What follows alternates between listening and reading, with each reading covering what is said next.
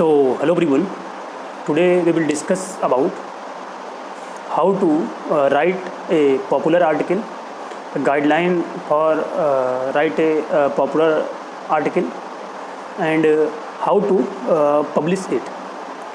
So student, आज का जो सेशन है इसमें हम लोग डिस्कस करेंगे कि ये वीडियो स्पेशली डेडिकेटेड ही है कि हम एक पॉपुलर आर्टिकल को कैसे प्रिपेयर करें, क्या उसकी गाइडलाइन होती है और कैसे उसको हम लोग पब्लिश करें, उसको हम लोग आज इस सेशन में डिस्कस करेंगे। क्योंकि काफ़ी स्टूडेंट है, उनकी मेरे पास क्वेरी आई, उन्होंने मैसेज भी किया और कॉल भी किया, तो मैं सोचा कि मैं इस पर वीडियो रिकॉर्ड करता हूँ कि कैसे आपको अपना जो रिसर्च आर्टिकल है उसको प्रिपेयर करना है, क्या उसके लिए गाइडलाइन आपको फॉलो करना है और उसको कैसे पब्लिश करना है in different registered means ISSN जो रजिस्टर्ड मैगजीन है उसमें।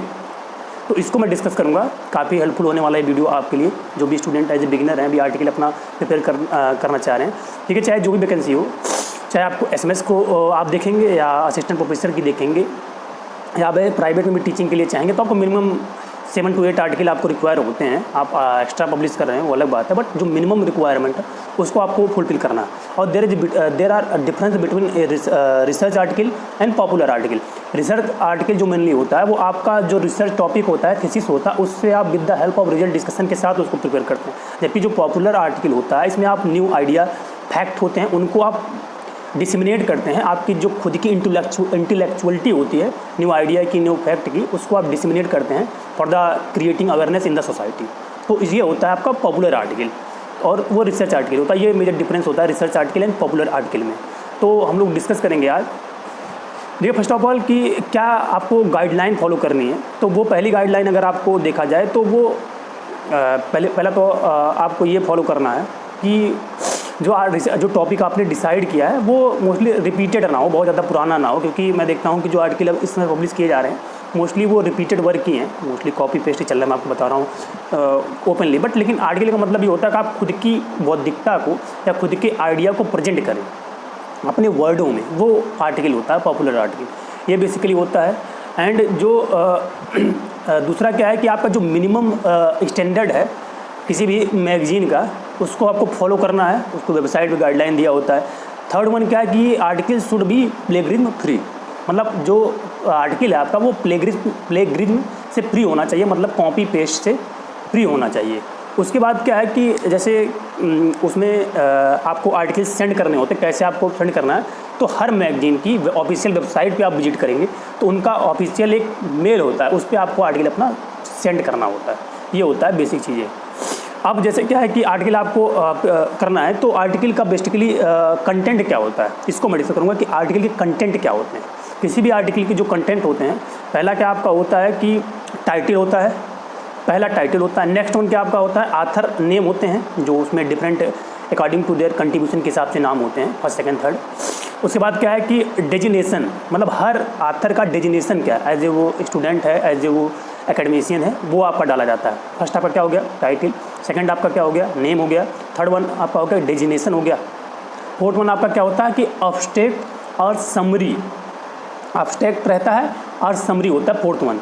एंड फिफ्थ वन क्या होता है, इंट्रोडक्शन, इंट्रोडक्शन आप लोग लिखते हैं। एंड नेक्स्ट वन क्या होता है, जो आपका मेन होता है आर्टिकल का, या आपको जिसको बोल सकते हैं मेन एरिया बोल सकते हैं आप लोग उसको, या मेन फोल्डर बोल सकते हैं, जो आप आर्टिकल में डालते हैं, वो आपका होता है main area. And next one आपका क्या होता है, जो आप कंक्लूजन लिखते हैं, कंक्लूजन। एंड लास्ट वन क्या होता है कि रेफरेंस होते हैं, रेफरेंस डालते हैं हम लोग कि हम जो मैटर है वो कहाँ से, रेफरेंस हेल्पफुल होता है हमेशा के लिए। जैसे जी कभी भी चेक होता है आपका तो उससे बच जाते हैं कि मतलब अगर थोड़ा सा भी कॉपी पेस्ट भी, तो this one helpful for your, मतलब हमेशा बचाता है आपको। क्या होना चाहिए आर्टिकल कंटेंट, पहला author title, second author name, designation of author, and next क्या है, डेजिनेशन के बाद आपको क्या डालेंगे, अब्स्ट्रैक्ट और समरी डालेंगे, देन इंट्रोडक्शन डालेंगे। नेक्स्ट क्या है कि मेन बॉडी, जो आर्टिकल का आप प्रारूप तैयार करेंगे वो मेन बॉडी होता है। नेक्स्ट क्या है, कंक्लूजन है। एंड लास्ट वन में क्या है कि रेफरेंस है। तो ये हो गया आपके आर्टिकल के, किसी भी मैन्युस्क्रिप्ट के या आर्टिकल के आपके कंटेंट होते हैं। जैसे बेसिकली इंट्रोडक्शन, अब आपको कि अब्स्ट्रैक्ट जो आपको बनाना है, या आपका जो अब्स्ट्रैक्ट होता है, अब्स्ट्रैक्ट बेसिकली क्या है कि जो मिनिमम से वर्ड में 100 150 वर्ड में आप जो आर्टिकल लिखे हो उसके बारे में आप डिस्क्राइब कर दो, वो आपका अब्स्ट्रैक्ट होता है। अब्स्ट्रैक्ट आपने ऑलरेडी पहले कई बार लिखा होगा, लेकिन बस मिनिमम यही चीज़ है कि मैं इसमें ये वर्क किया हूँ, अब्स्ट्रैक्ट में यही डाला जाता है बेसिकली। तो ये अब्स्ट्रैक्ट होता है। एज ए क्या है कि आप समराइज़ करते हैं 100 to 150 वर्ड में अपने टोटल वर्क को, वो हमारा अब्स्ट्रैक्ट होता है। नेक्स्ट हमारा क्या है कि इंट्रोडक्शन। तो इंट्रोडक्शन जो होता है वो आपकी मैन्युस्क्रिप्ट को या आपके आर्टिकल को प्रेजेंट करता है कि आप कहना क्या चाह रहे हो, ये चीज़ें होती है। उसके बारे में आप डिटेल में डिस्कस करते हैं इंट्रोडक्शन में, उसके प्रेजेंट सिचुएशन पे, उसके फ्यूचर प्रॉस्पेक्टस पे, और क्या उसका रोल है, या क्या उसमें डेटा भी आप प्रेजेंट करते हो इंट्रोडक्शन में। और नेक्स्ट क्या है कि देखिए, हमेशा इंट्रोडक्शन के नीचे आपका ऑब्जेक्टिव्स डाल देना चाहिए कि ऑब्जेक्टिव्स क्या है इसका, या क्या ऑब्जेक्टिव हो, वो हेल्पफुल होता है। आप अभी अगर रिसर्च थीसिस देखेंगे तो उसमें भी ऑब्जेक्टिव नीचे डाल दिया जाता है कि ऑब्जेक्टिव ऑफ द स्टडी। तो स्टडी के ये ऑब्जेक्टिव्स हैं, वो हेल्पफुल होता है एक बेस्ट आर्टिकल प्रिपेयर करने का, वो हेल्पफुल होता है। तो ये है कि कहने का मतलब इंट्रोडक्शन क्या होता है कि आपका ब्रीफली या एक जो आइडिया होता है आपके टाइटल का, वो रिप्रेजेंट कर देता है इन शॉर्ट फॉर्म में इंट्रोडक्शन। ये आपका इंट्रोडक्शन होता है। नेक्स्ट आपका क्या होता है, वो आपका होता है मेन बॉडी। तो मेन बॉडी को बेसिकली क्या बोला जाता है कि मिरर ऑफ द आर्टिकल या मिरर ऑफ द मैन्युस्क्रिप्ट। मतलब ये टोटली आपके जो आपका टाइटल होता है, आपका आर्टिकल होता है, उसको रिप्रेजेंट कर देता है कि आपने ये प्रारूप बना देता है कि हमने ये चीज़ों को किया। इसमें डेटा नहीं इंक्लूड करते हैं, ना ही फिगर को हम इंक्लूड करते हैं। फिगर आपका इंट्रोडक्शन में इंक्लूड होता है। ये चीज़ें आपको ध्यान में रखना था, क्योंकि आर्टिकल फिगर भी ऐड किए जाते हैं थोड़ा इफेक्टिवनेस के लिए। तो you should add your figure in introduction portion. ये चीज़ें होती है कि ये मिरर हो जाता है जो आपका मेन बॉडी होती है आपके आर्टिकल का, इन्फॉर्मेशन को इसमें फुली इंक्लूड हम लोग करते हैं, वो आपका मेन बॉडी होता है।